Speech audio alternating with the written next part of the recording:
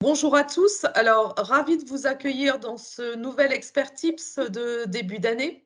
Alors, aujourd'hui, vous avez beaucoup de chance et vous êtes très nombreux d'ailleurs, hein. Vous avez été plus de 100 inscrits et là, on continue à faire entrer du monde. On est déjà 45 en ligne, ce qui est un record. Alors, je pense que le record est dû au fait que nous avons le président fondateur de Danjean et Associés, Thierry Danjean himself, qui va intervenir et qui va vous partager ses clés de succès pour se créer une clientèle. Donc j'imagine que ce sujet vous intéresse beaucoup. On va commencer par celui-là. Et vous avez intérêt à ne pas nous lâcher en cours de route pour assister au deuxième sujet également avec une jolie blonde qui est Agnès Tachon, agent général à Chambly et qui va vous parler de la sécurisation de l'épargne salariale, de l'épargne, pardon, l'épargne salariale en fait partie peut-être, face aux aléas de la vie, qui est un sujet aussi quand même au cœur de l'actualité en cette période un peu troublée. Donc on commence avec Thierry, qui est à la campagne et qui espère ne pas être coupé en cours de route et qui va vous la faire a cappella, sans PowerPoint, donc écoutez bien. Et je vous retrouve tout à l'heure. Alors vous pouvez poser toutes les questions que vous voulez à la fin de l'intervention de Thierry à Thierry, et puis on fera pareil avec Agnès. En attendant, si vous voulez bien, vous coupez vos micros et vos caméras pour que la bande passante soit meilleure pour tout le monde et qu'on ait tous un bon son et une belle image. À tout à l'heure. Eh bien, merci Karine pour cette introduction élogieuse. Donc, la thématique aujourd'hui, c'est comment se créer une clientèle en s'installe. C'est un sujet, comme vous imaginez, que je connais bien, puisque après 25 ans d'exercice chez Danjean Associés, qui est une création pure et dure, on réalise presque 20 millions d'euros de chiffre d'affaires, donc ça veut dire qu'on a particulièrement bien réussi, moi-même et mes associés, à créer un fonds de commerce. Le premier constat quand on crée un cabinet, c'est celui-ci.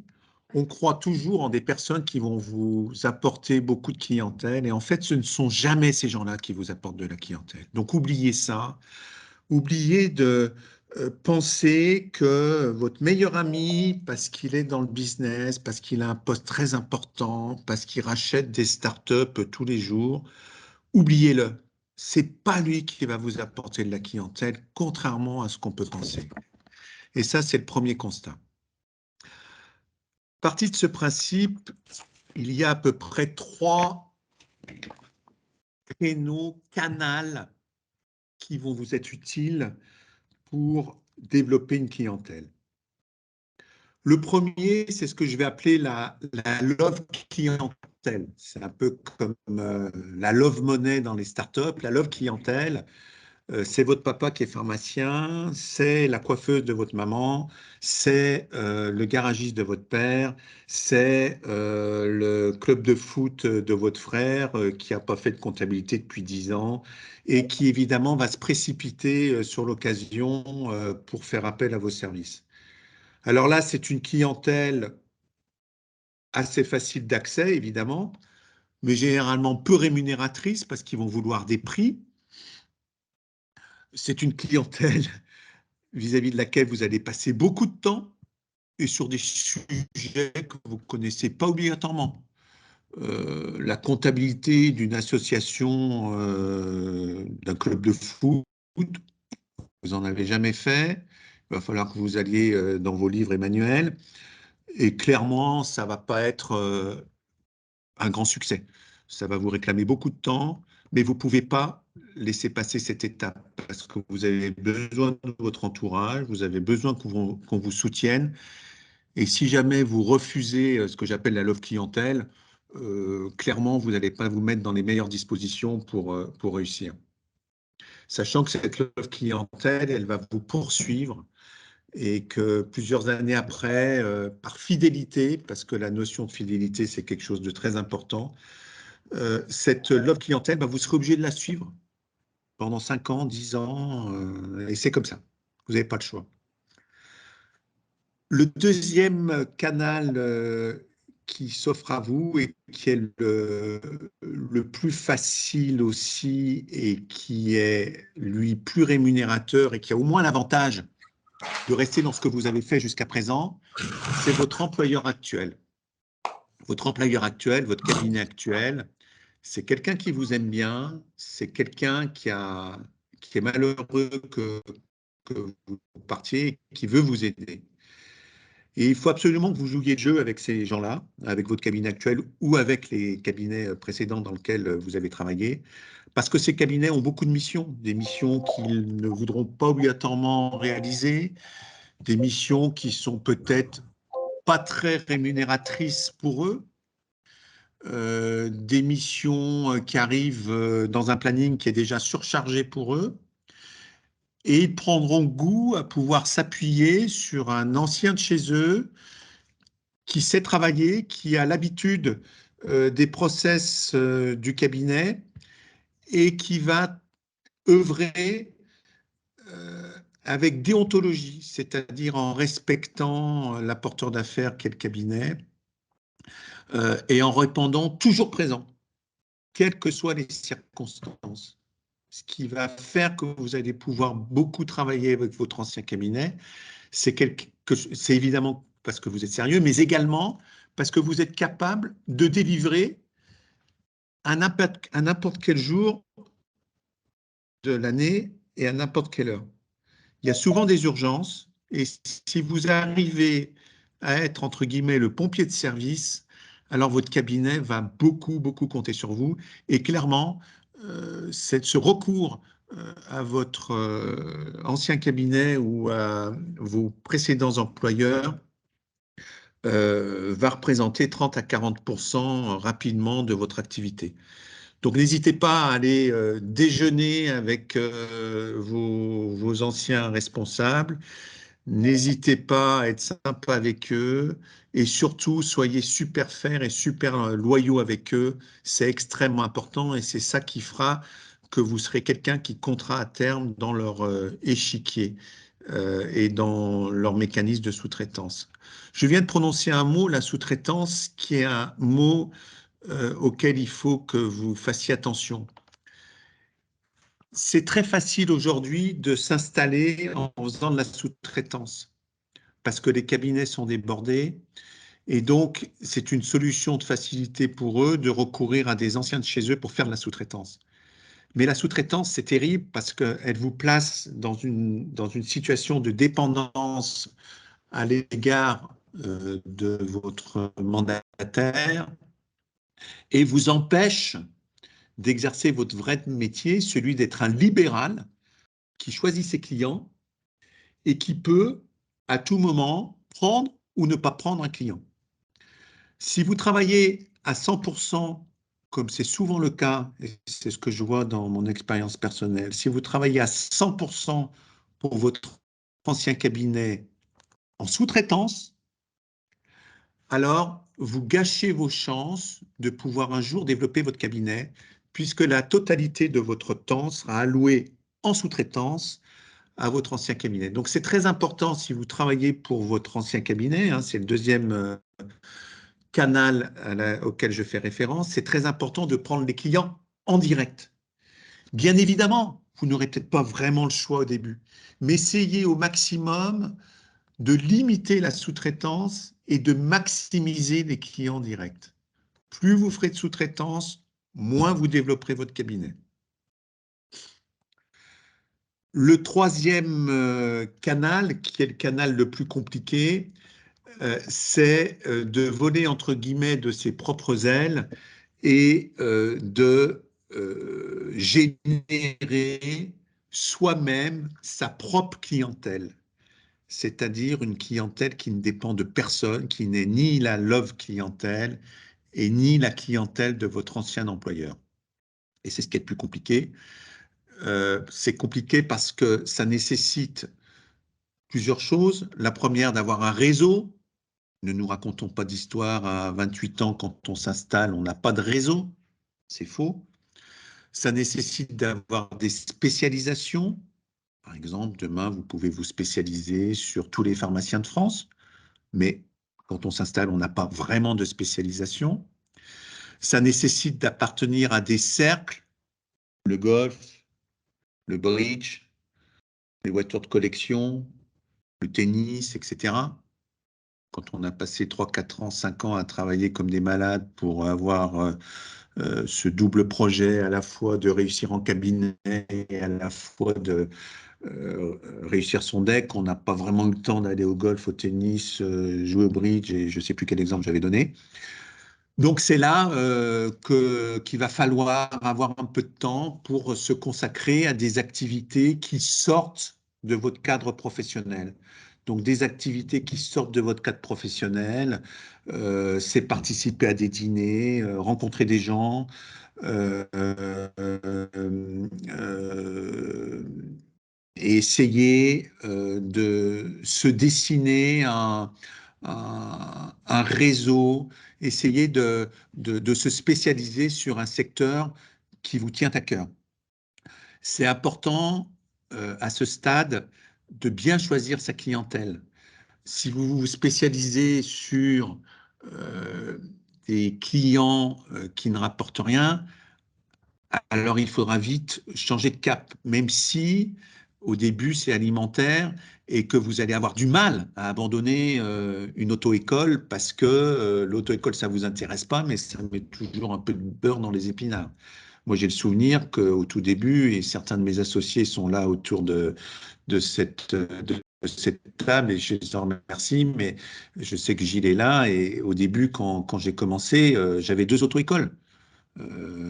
Quel rapport entre des auto-écoles et aujourd'hui Engie, qui est un groupe dans lequel on fait plusieurs millions d'euros de chiffre d'affaires? Aucun. Cet exemple simplement pour vous dire qu'il ne faut pas hésiter à être sélectif. Si vous voulez réussir dans cette clientèle, avec cette clientèle, c'est nécessaire que vous choisissiez vos clients et que vous choisissiez des clients vis-à-vis desquels vous apportez une spécialisation. Si vous faites comme tout le monde, le même métier que tout le monde, vous êtes mort parce que ça veut dire que demain, le métier classique d'expert comptable sans valeur ajoutée ne vous nourrira plus. Donc, il est important pour ce troisième volet de recherche de clientèle que vous sélectionniez des activités, des secteurs d'activité complexes. Ça veut dire quoi complexe? Ben, c'est des secteurs d'activité où l'expert comptable classique va avoir du mal parce qu'il ne connaît pas, parce qu'il ne sait pas trop comment s'y prendre, parce que ça va nécessiter pour lui beaucoup de recherche. Donc il y a des secteurs aujourd'hui, et il faut que vous y réfléchissiez, il y a des secteurs aujourd'hui qui sont plus compliqués que d'autres. Est-ce que traiter la comptabilité d'un salon de coiffure, c'est plus compliqué ou moins compliqué que traiter la comptabilité d'une agence immobilière ou d'un actif? Exemple de questions qu'il faut que vous vous posiez. Il est important à ce troisième stade d'essayer de vous spécialiser sur un secteur d'activité qui soit rentable pour vous et qui soit rentable également économiquement. Aujourd'hui, par exemple, ça peut être intéressant de se spécialiser sur des franchisés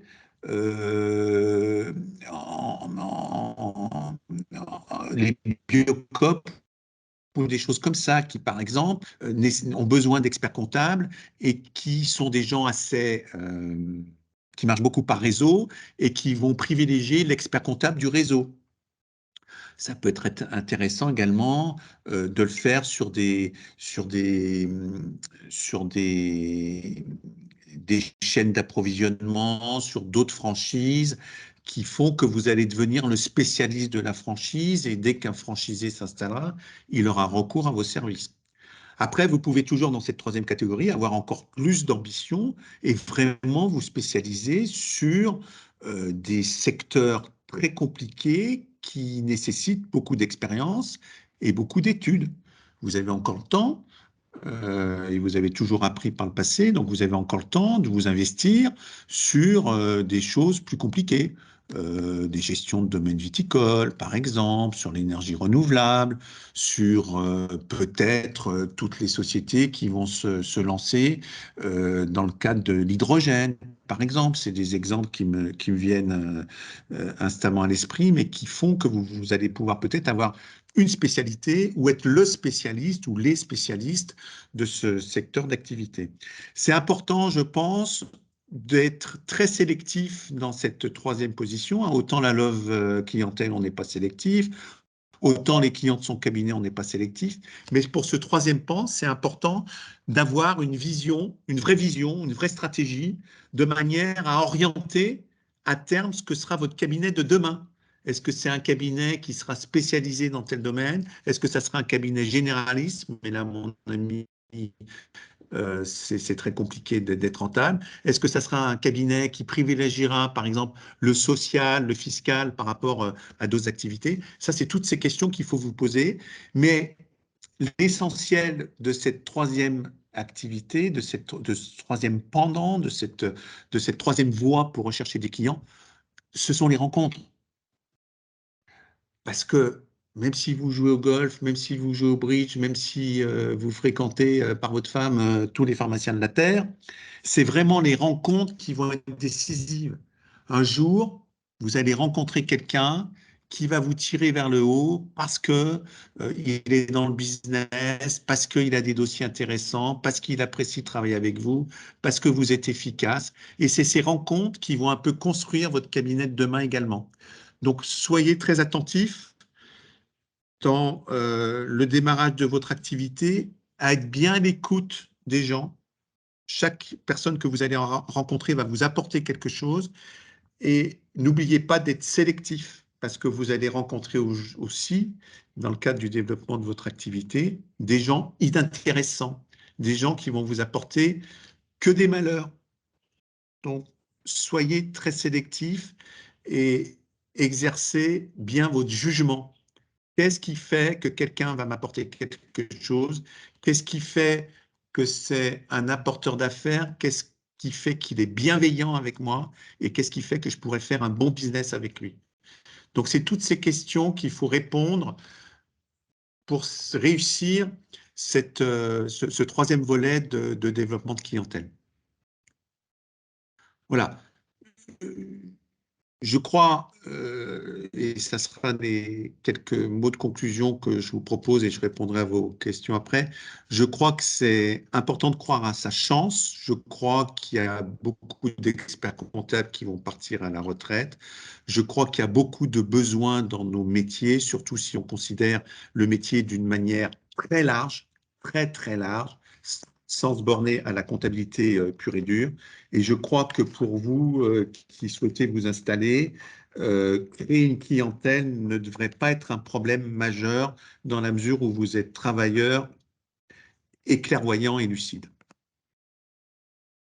Je suis disposé à répondre à vos questions, si vous en avez. Je regarde, pour l'instant, il n'y a pas de questions. N'hésitez pas, hein. Au moins une question.